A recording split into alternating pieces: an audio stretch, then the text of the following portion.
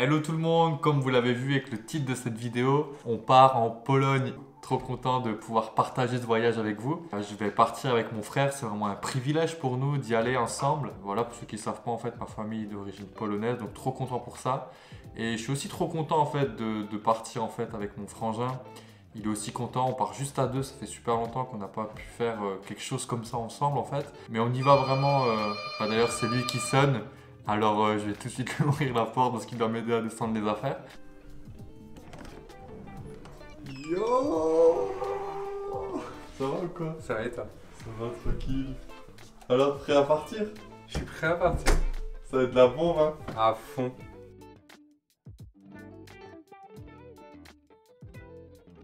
Donc voilà, on est arrivé au centre Elim. Franchement, c'est une grande joie pour moi d'être là. Pour faire la route, on a pris à peu près 8h30. On a aussi fait des pauses, on a pris le temps de dormir un peu parce qu'on a roulé de nuit. Et donc voilà, au bout de 10 heures, on est enfin arrivé à Elim. Trop content d'être là. Alors je vous le cache pas, le polonais est trop compliqué. Voilà, je connais quand même quelques mots. Je comprends quand même voilà, je pense une 50% de ce qui peut se dire si les conversations restent assez simples. Mais voilà, sinon on communique en anglais. Alors c'est marrant, des fois il y a des petits mix polonais-anglais. Mais voilà, les gens sont super bienveillants avec nous pour qu'on puisse tout comprendre. Aujourd'hui, on va prendre le temps d'être avec Robert, qui est celui qui gère ce centre ici. Il va nous parler un peu de tout le travail qu'ils font parmi les réfugiés, qu'est-ce qui les motive aussi à accueillir. Et truc de fou aussi, il y a un autre groupe de Français qui est venu aujourd'hui. Et figurez-vous, franchement, c'est vraiment un truc de dingue. Le groupe qui est là, en fait, c'est des cousins d'un ami de mon église. C'est vraiment extraordinaire de pouvoir passer aussi ce moment avec eux. Il y a aussi des Américains qui viennent, toutes sortes de personnes qui viennent pour aider ici à Elim, pour travailler parmi les réfugiés. Et on va découvrir tout ça ensemble. En tout cas, franchement, le centre est trop stylé. On a du soleil, il fait bon, c'est super agréable. Et je me réjouis trop d'être dans ce pays que j'aime tant. Yes! Et je suis sûr qu'il y a des belles surprises qui vont nous être réservées. On va les découvrir ensemble. Là, je suis dans une pièce où ils ont tout vidé pour pouvoir déposer du matériel qui vient donc du groupe de France. Et il y a des habits, il y a des produits d'hygiène et aussi des habits pour les enfants, des jouets pour les enfants. Donc ils ont vraiment assuré de ouf. Et je vais vous montrer un peu tout ça, on va décharger. Bien sûr, je vais les aider, mais d'abord, je vais les laisser transpirer pour prendre quelque chose, bien sûr.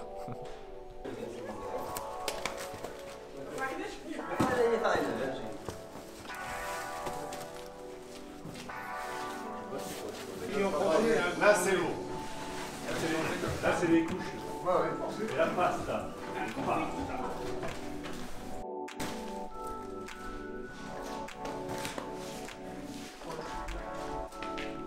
Ah oui, c'est les Bon les amis, maintenant qu'on a bien déchargé tout ce que les amis français ont ramené, on a des petites surprises, je vais vous montrer ça, c'est des bons petits beignets de Pologne, vous allez kiffer.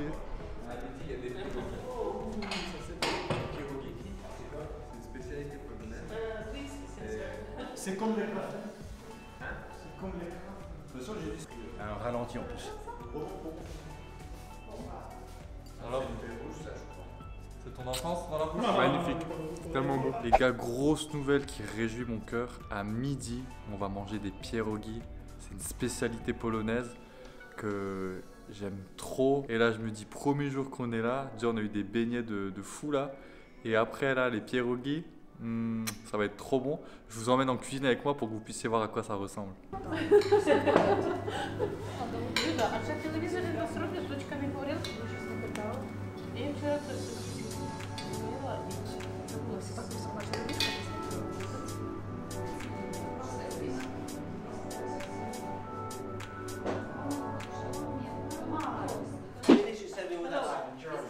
Jeremy, just like a brother. Okay. Nice to meet you. Ellen. Can I reserve you? Yes, please. Okay. It's a program. Where are you from? I'm from England originally. My husband is American and we live in Germany. Oh, cool. Yes. My name is Anne. Yes. What's your name? I'm Jeremy and I'm from New Zealand. Okay, what's your name? I'm Nick, I'm from France. Nice to meet you. You're right. Okay. So your name is Jeremy? Yes. And where are you from? I'm originally from New Zealand, Yeah. but I've been living in Germany for the past 20 years. Okay, and And why? Oh, sorry. I go to an international English church in Stuttgart, Okay. and that's how we're here. So you are here with your church? Yeah, I'm here with 4 other people from my church, Yeah. Americans, and my church over the past 3 weeks we've been collecting lots and lots of things, so mattresses and bedding and clothing and everything. We have piles and piles of stuff, and we came here today with 2 vans Yeah. to bring everything here. Yeah, and there's so much stuff in this room, it's crazy. Yeah, that's crazy, yeah. It's unbelievable. We came here with 2 vans. One van is no seats, but it's completely full with everything. And the other van has 9 seats. And when we go back on Monday, we're taking some of the refugees back to Stuttgart in Germany, and they will stay with some of the families from my church in Stuttgart.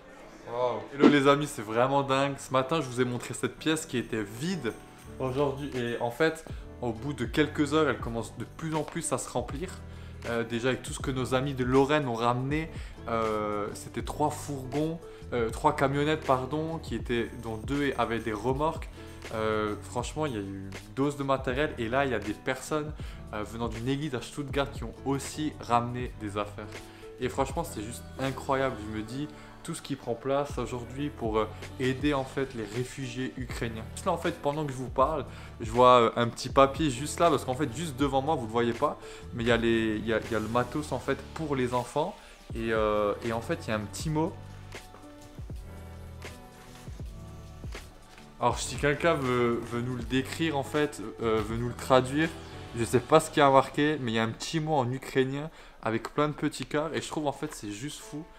Et c'est juste dingue en fait de voir toute cette générosité qui prend place et cette manière en fait dont on aide aussi les opprimés et les faibles.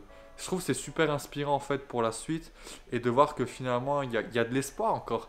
Il y a de l'espoir pour le monde dans lequel on vit. Des fois on se dit ah mais ça n'existe plus la générosité, on veut plus aider tout ça. Mais c'est juste fou en fait de voir tout ce qui prend place ici à Elim. Pour le repas du midi, nous avons eu la chance de pouvoir partager un repas tous ensemble, c'est-à-dire les Polonais, les Allemands, mais aussi l'ensemble des réfugiés ukrainiens. Certains n'étaient là que de passage et d'autres restaient plus longtemps. C'était inspirant de voir cette manière dont ils sont accueillis par le centre Elim. Je vais vous montrer ce repas digne du ciel. Benji, t'es content de manger des pierogies? Ça m'avait tellement manqué de manger des pierogies. Et ça, c'est une soupe. Ma mère, elle en faisait souvent quand on était petit, mais je sais jamais c'est quoi dedans. De la tomate. Ça va les amis, vous mangez bien? Nickel. Yes, so the whole roof has to be changed. Oh wow. The central heating needs to be put. Yes.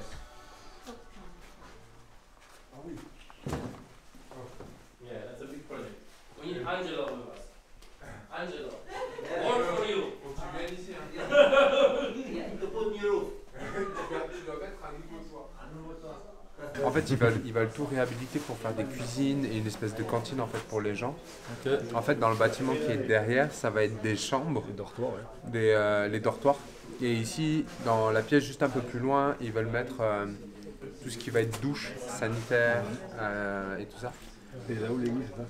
Là, ils veulent mettre l'église et le bâtiment qui est juste encore derrière, ils veulent faire une espèce de lavomatique en fait pour les gens. Pour qu'ils puissent vraiment être autonomes. Toutes les personnes qui viennent et que ce soit pas en mode dépendant. Machine à laver et tout. C'est ça tout. En fait, les habitations, ils vont être ici. Et en fait, t'as 60 personnes qui veulent accueillir. Et du coup, c'est des familles. C'est des familles qui viendraient habiter ici. Pour 60 personnes. Pour 60 personnes. Et donc ça a réhabilité? Tout ça, c'est à réhabiliter. Il y a les toits à faire, il y a les intérieurs. Tu peux aller filmer à l'intérieur si jamais.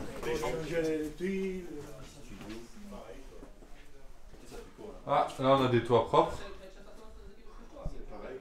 C'est tout. En contraste avec le bâtiment d'à côté quoi.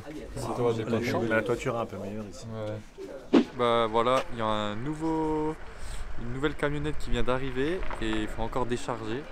Encore pas mal de matos qui arrivent et on est content de pouvoir voir que ça continue à arriver pour aider tous ces gens qui viennent et voilà. You can open. Yes. Okay, then we can stop.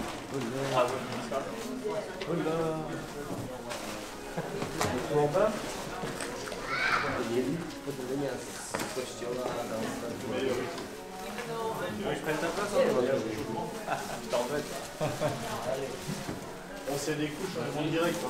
Si Mickey voit que t'as rien fait, attention. Ah, vous lui direz que j'ai pas chômé. C'est quoi? C'est lourd. Ah ça va. C'est des beaux là. Juste pour vous dire, en fait, on arrive à la fin de notre première journée en Pologne et c'est vraiment un truc de ouf. On était venus en fait pour observer et pour voir toute cette réalité du peuple polonais en fait qui accueille les réfugiés ukrainiens en leur ouvrant grand les bras. Et là en fait, qu'est-ce que je constate? Ils nous ouvrent en fait aussi les bras à nous. On est venu donc avec des dons en fait pour soutenir Elim aussi sur place. Donc merci aussi à tous ceux qui ont contribué en fait à l'aide qu'on peut amener ici, à l'aide financière.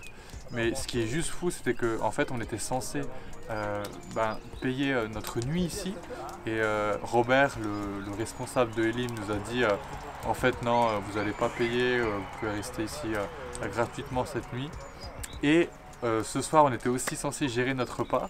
Et là, fin de l'après-midi, qu'est-ce qu'il nous dit? Franchement, ce soir, on s'en prend aussi en charge votre repas. Mais pour vous dire, en fait, c'est juste incroyable la manière dont on est accueillis par eux. Et franchement, je suis super reconnaissant en fait d'être là et de pouvoir en fait bénéficier de toute cette générosité qui m'inspire. Franchement, je vous dis, c'est juste incroyable, incroyable. En tout cas, je suis super content de vous faire partager tout ça. Et là, vous voyez, là, on a le feu qui prend place. Je sais pas si vous entendez, là il y a des gens qui commencent à chanter, mais ça va vraiment être une très bonne soirée ce soir. Et bien évidemment, on arrive bientôt à la partie où je vais interroger aussi Robert. On va prendre le temps, je vais lui poser quelques questions aussi sur tout ce qu'ils font ici. C'est super encourageant en fait d'être là. Je vous dis franchement, c'est un truc de fou.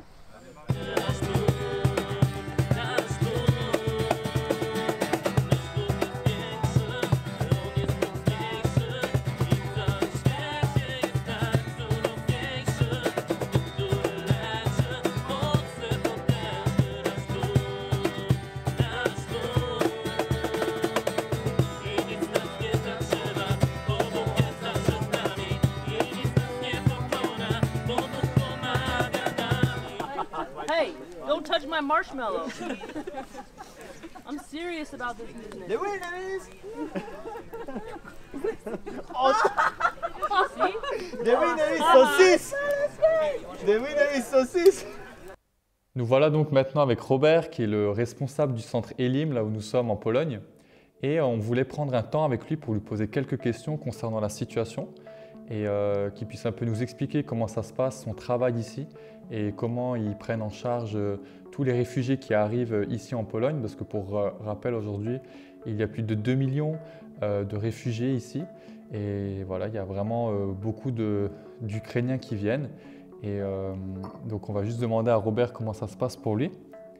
So Robert, I would to ask you when you start to host the refugees from Ukraine and many people come in the same times, or it was one and one and one, or 50 in the same time? We made decision on the 28th of April. We had first I can explain. We had a meeting as a staff, and we decided, shall we take refugees or not? Okay. And our first thought was maybe one person, maybe one family, and then we thought, oh no, we can take 21. Okay, 21. So we decided on Monday, and then on Tuesday evening we received already one family. Okay, wow. And then 2 days later we received another family, and then another day another 2 families. And then people start coming more and more. So we thought we will have room only for 21, but we decided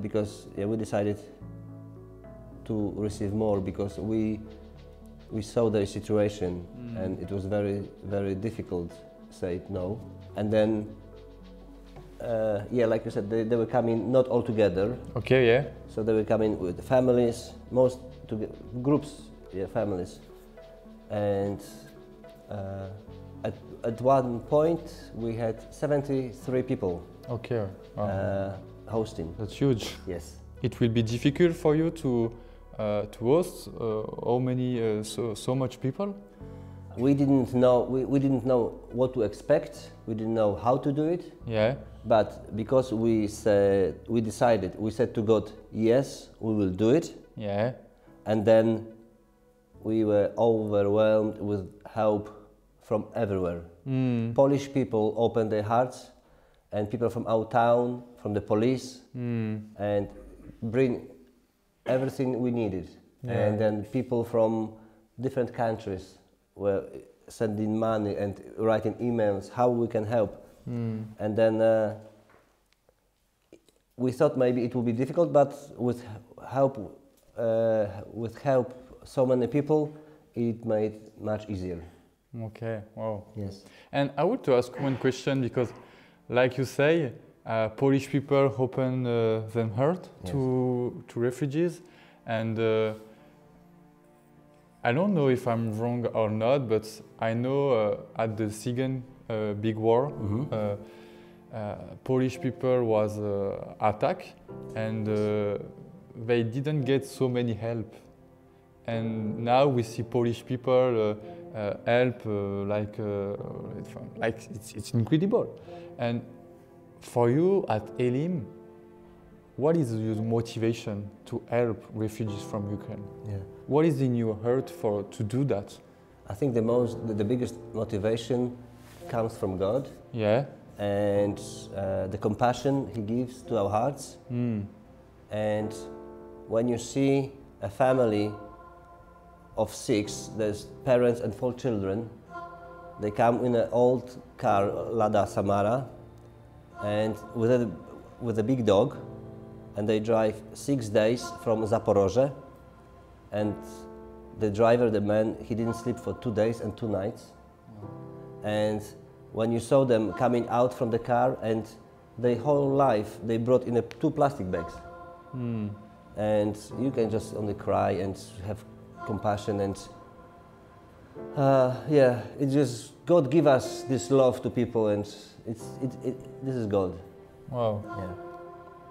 So this gives us strength and willingness to receive more people.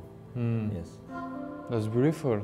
And I was a last question, and it's about the future. So you help now, but I think you want to help in the future, on the long time.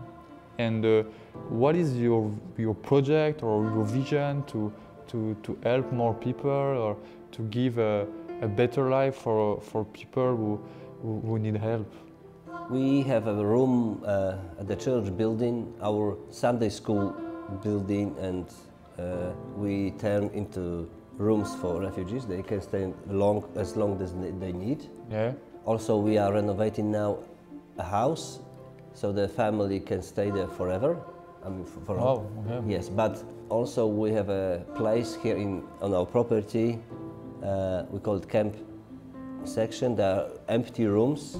They were not used for many years, and we would love to turn the rooms as good rooms for the refugees, so they can stay longer.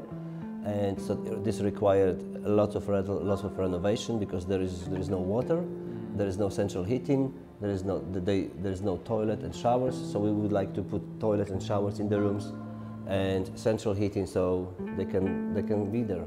Yes. Wow. This idea came maybe 2 weeks ago. Yes. Okay. Yeah. And for your project, do you need something, or?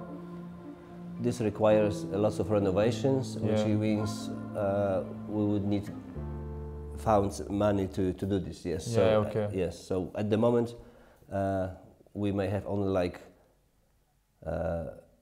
4%, 2 or maybe 5% of this we gathered already. Yeah. But yes. Yeah. So okay. So thank you for your time. Thank you for the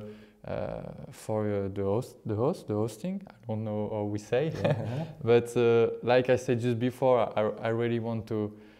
I'm so thankful to be here, to meet you because I would to come to see how you host the refugees, and finally I feel like I was host, like, you host me, like that's crazy for me, as you have deserved for that, and I just want to say thank you. Et en tout cas, on a envie de vous dire que si vous avez aussi envie de contribuer en fait à ce projet que Robert a avec son groupe et le centre de Elim, vous avez des possibilités en fait de donner via des dons directement auprès d'Elim, qui est vraiment une extraordinaire structure. Donc on mettra aussi un petit lien dans le descriptif de cette vidéo si le cœur vous en dit de pouvoir aussi soutenir ce projet qui a vraiment un fort écho sur le long terme.